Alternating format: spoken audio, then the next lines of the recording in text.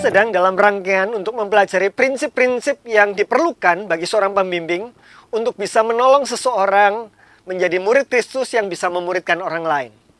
Mengenai hal ini, kita perlu memahami satu hal yang disebut sebagai komponen inti dari transformasi. Hal-hal apa yang diperlukan di dalam sebuah pembimbingan supaya orang itu mengalami perubahan hidup, transformasi semakin serupa dengan Kristus. Sebuah ilustrasi mungkin bisa menolong kita. Katakanlah jika saudara diidentifikasi sebagai orang yang punya potensi untuk memenangkan medali emas dalam pertandingan maraton, lari 42 km. Saudara-saudara tidak dapat memenangkan maraton hanya dengan kekuatan kemauan, bukan? Meskipun saudara punya seluruh potensi. Untuk memenangkan maraton, saudara-saudara perlu berlatih. Melatih diri, melatih otot-otot kita sehingga potensi itu terwujud. Demikian juga dengan pertumbuhan semakin serupa dengan Kristus. Untuk mengalami transformasi semakin serupa dengan Kristus, kita bisa menjadi orang yang semakin punya integritas, jujur. Kita bisa menjadi orang yang memiliki kasih kepada sesama sedemikian rupa. Kita menjadi orang yang mencintai Tuhan sedemikian rupa. Itu semua tidak dapat hanya kita lakukan dengan kekuatan kemauan. Perlu ada latihan-latihan yang akan memampukan kita untuk bertumbuh, bertransformasi. Apa saja komponen inti untuk terjadinya transformasi ini? Kita ditolong oleh Dallas Willard di dalam bukunya Renovations of the Heart. Kemudian muridnya Dallas Willard, yaitu James Bryan Smith, menulis buku tentang Apprentice Series yang memberitahukan kita bahwa untuk seseorang mengalami perubahan transformasi semakin serupa Kristus memerlukan beberapa komponen ini. Yang pertama adalah komponen pemahaman. Komponen pemahaman adalah pola pikir yang diubahkan. Kita perlu untuk mengalami transformasi, pertama-tama pola pikir kita diubah. Berubahlah oleh pembaharuan budimu, kata Alkitab. Kita perlu mengganti narasi yang keliru dalam pikiran kita dengan narasi Alkitab. Pola pikir yang keliru dengan pola pikir Alkitabiah. Kita perlu tahu apa yang Tuhan nyatakan dalam firman-Nya yang mendasari semua yang akan kita lakukan dalam kehidupan kita. Bagian pertama perjuangan kita adalah pada pola pikir. Pemahaman yang mengubahkan pola pikir kita. Dan itu penting sekali, itu mendasar sekali, tetapi tidak bisa berhenti di sana.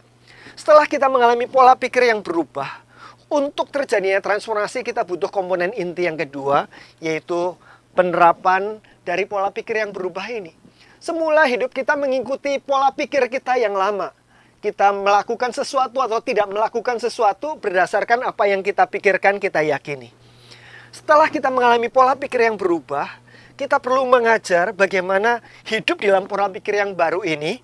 Kita melakukan penerapan-penerapan dari kebenaran-kebenaran ini. Penerapan yang mengubahkan gaya hidup yang baru.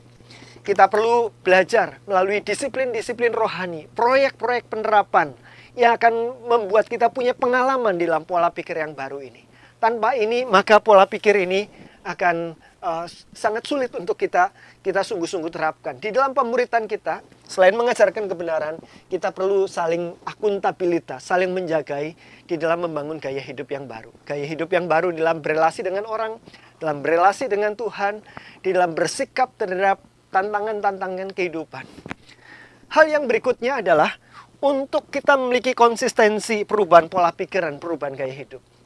Kita mutlak memerlukan lingkungan. Pertumbuhan rohani bukan pertumbuhan pribadi saja antara kita dengan Tuhan.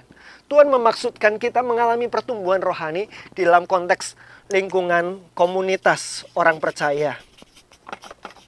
Bukan sembarang lingkungan, tetapi komunitas dari orang-orang yang sama-sama sedang memperjuangkan hal yang sama. Di dalam pemuritan biasanya kita lakukan dalam kelompok kecil. Di dalam kelompok kecil pastikan bahwa 3 komponen ini ada.